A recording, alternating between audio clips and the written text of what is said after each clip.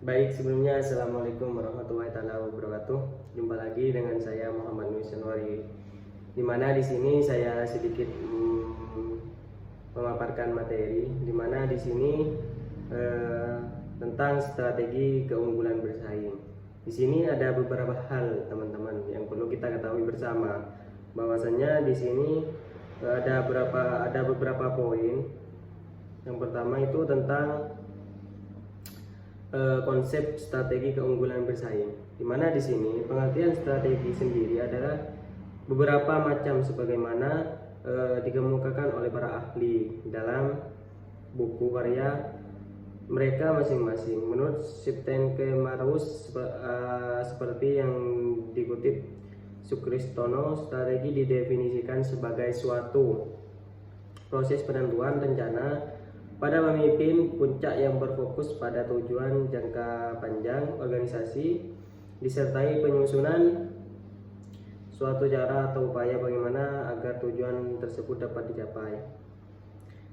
Di mana di sini keunggulan kompetitif atau disebut dengan di samping itu strategi bersaing sendiri adalah kombinasi antara akhir atau tujuan yang diperjuangkan oleh perusahaan dengan kebijakan di mana perusahaan berusaha sampai kepada tujuan. Mengembangkan strategi bersaing adalah mengembangkan bagaimana formula umum mengenai bagaimana bisnis akan bersaing.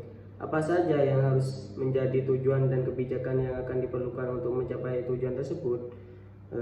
Maka itu yang pertama itu kekuatan dan kelemahan. Yang kedua itu nilai-nilai pribadi dari organisasi.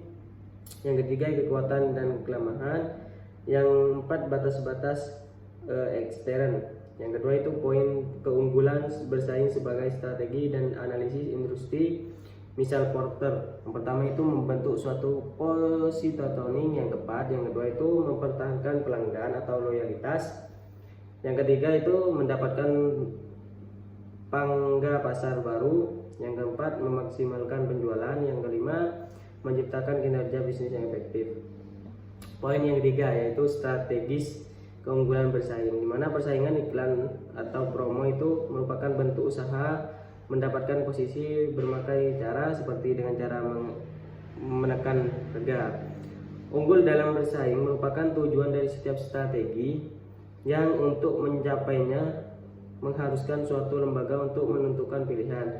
Suatu lembaga harus menentukan jenis keunggulan, baik itu keunggulan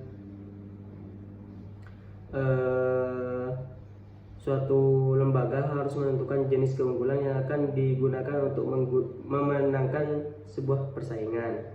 Persaingan antar lembaga atau pendidikan yang sedemikian ketat secara nyata memunculkan minat pemilik atau berinvestasi pada sektor ini. Yang keempat itu keunggulan bersaing berkelanjutan dalam human resources. Keberhasilan dan kegagalan perusahaan tergantung pada keunggulan bersaing. Untuk berdaya saing di lingkungan bisnis yang kompetitif, personel perusahaan harus memiliki kapabilitas keunggulan. Unggulan adalah keterampilan yang diperlukan oleh perusahaan untuk memanfaatkan secara optimum sumber dayanya. Tanpa kapabilitas sumber daya yang perusahaan nilainya menjadi sangat kecil. Mungkin itu yang dapat saya sampaikan, kurang dan lebihnya mohon maaf. Wassalamualaikum warahmatullahi wabarakatuh.